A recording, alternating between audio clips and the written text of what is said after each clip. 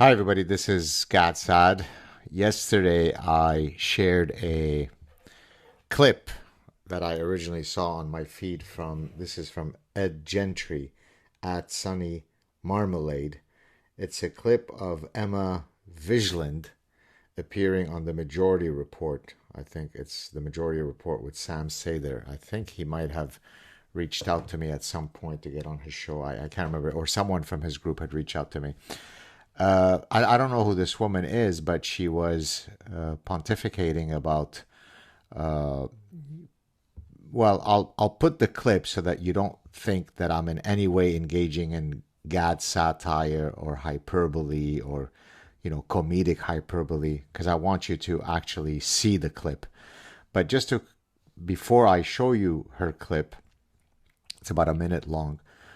Uh, Ideas have consequences, right? Lysenkoism, a quote scientific theory from Lysenko during the era of the Soviet Union, was one where it was argued that the laws of genetics that are established were incorrect, and instead Lysenko proposed some mechanisms of heredity that resulted in the famine of millions of people, because ideology trumped science, trumped reality, and therefore a theory that was consistent with the Marxist philosophy was hailed despite the fact that it was fully scientific quackery.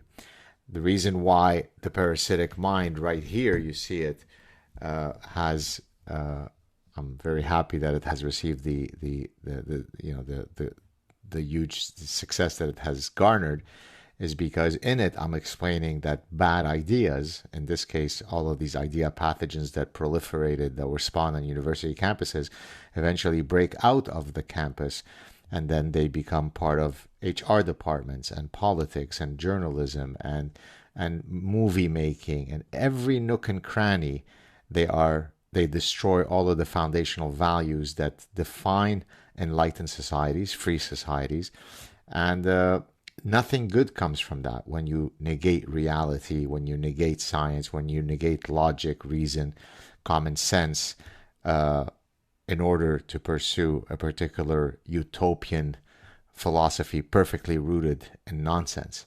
So in this case, what this woman is basically arguing is that the most fundamental instinct, which is the one to want to survive, and therefore the emotional, the cognitive, and the behavioral system that has evolved precisely to ensure that an organism survives. And of course, natural selection, the mechanism of evolution, is fundamentally a mechanism that explains what are the morphological features, the traits or the behavioral patterns that are selected by evolution because they confer a survival advantage to the organism. It is the fundamental mechanism by which species evolve, right? Of course, the other mechanism would be sexual selection, which is the mechanism that explains why traits or behavioral patterns evolve, because they confer mating advantage. So survival advantage and mating advantage is the whole enchilada.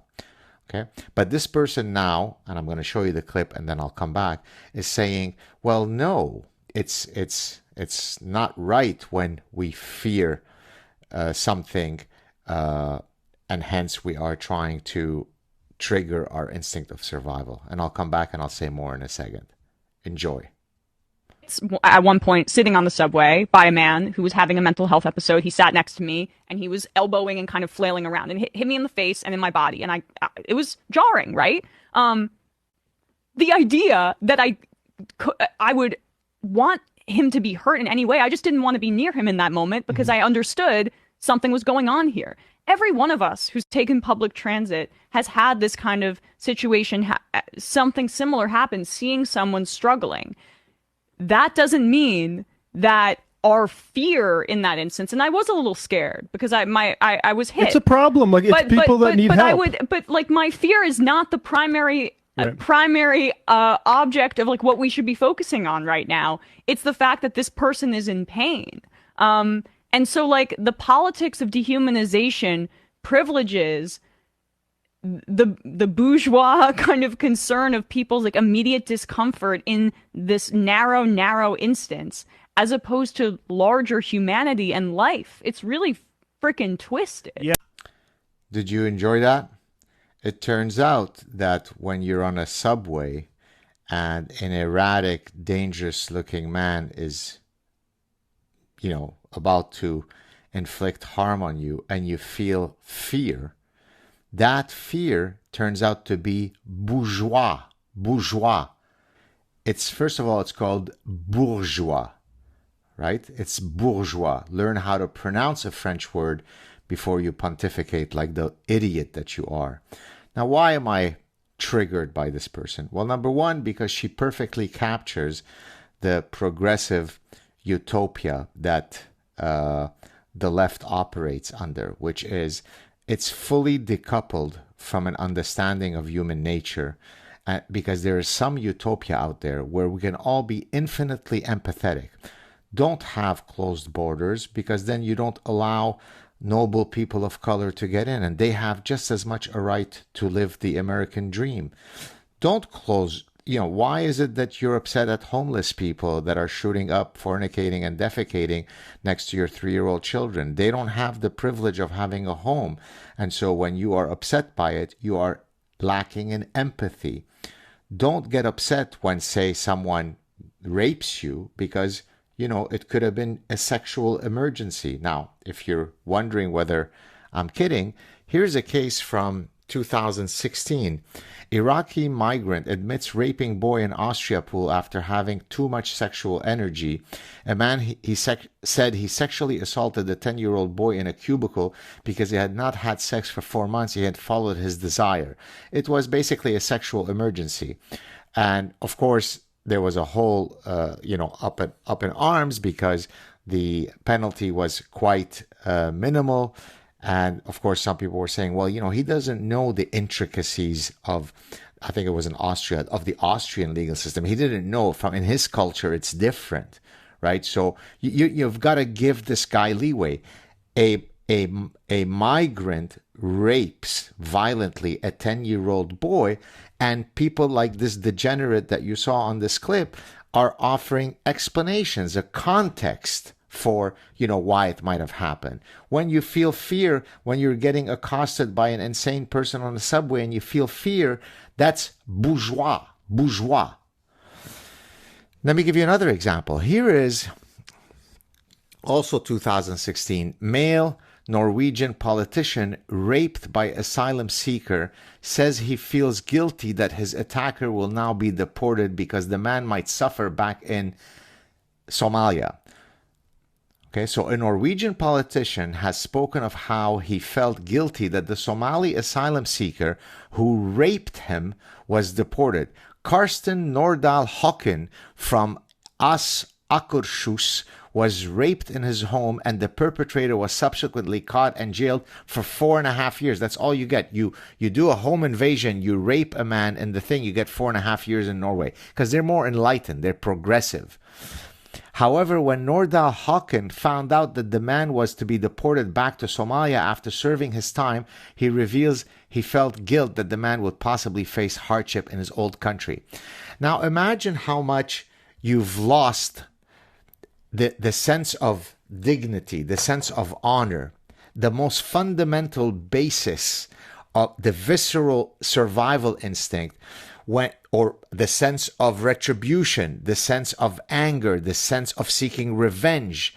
When a man rapes you, you're a man who's been raped, which has to mean you were sodomized, and you're so compassionate that you feel guilty that if this guy now gets deported, I mean, he's just a lovely Somali, probably neurosurgeon on a fast track to a Nobel Prize, who just had a sexual emergency, just like the guy who raped the 10-year-old. He broke into your house and sodomized you.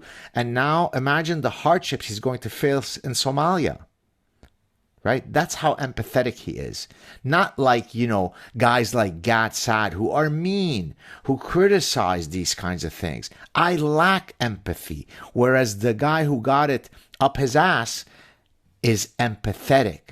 just like this woman, Emma, whatever, she understands that when a woman, let's say, is getting accosted in the subway and she feels fear, don't think about your fear. Think about the guy's going through an episode. What happened to his life that he is maybe trying to rape you now? Don't succumb to, the bourgeoisie, This is what I wrote back to this idiot, this degenerate. This is to Emma Vigilant. I completely agree. The survival instinct, which defines the primary visceral instinct of every sentient being, including humans, is a completely bourgeois value. When a homeless guy is raping you, sit back and accept it, because it would be bourgeois to fear for your life. His pain matters. Your pain is bourgeoisie. There's an R there, idiot. It's bourgeoisie, not bourgeois. Why do I get upset? I get upset because it is these constant erasures, these intellectual terroristic attacks on human dignity, on personal agency, on personal responsibility, on the sense of just retribution, on every deontological precepts on which our society is founded on, that the progressive unicornia left is destroying. That cannot lead to good places. There is no getting out of this without some very ugly downstream consequences. I went to New York last week. I appeared on Greg Gutfeld. I walked probably 20 blocks to go have dinner with my nephew and his lovely new bride from where I was staying near the Fox studio. And then I walked back late at night. You could sense that it wasn't quite as safe as other times. Nothing happened. No one approached me. But you could sense in the air how much garbage, the rats that are slightly bigger than, overweight zebras, guys loitering, smoking up everywhere. I felt the smoke of marijuana everywhere. There is an air. There is an oppressive air of what's around the corner that I didn't see in previous years in New York. Good policies are rooted in an understanding of human nature. Once you try to do things that are antithetical to human nature, whether it be releasing a product that is contrary to human preferences, whether it be to institute a policy that is contrary to human nature, those things will fail. Right? The human mind is not so infinitely malleable that you can teach it things that are outside the constraints of biology. So to this degenerate Emma Vigilant, no, it's not bourgeois to experience fear when somebody is attacking you, right? And that's why a very famous book, which I haven't read, but many people have told me about, I think Gavin de Backer, if I'm not mistaken, The Fear of Gift. He explains in it, but of course evolutionary psychologists have done that already. He explains the importance of feeling fear, right? The evolved emotion of experiencing fear, as I explain in The Parasitic Mind. When you're going down an alley and you see 4 young men loitering, you experience a physiological and emotional reaction that says, hey, be careful, there is potentially looming danger. That's not bourgeois, it's called evolution, imbecile. Cheers, everybody.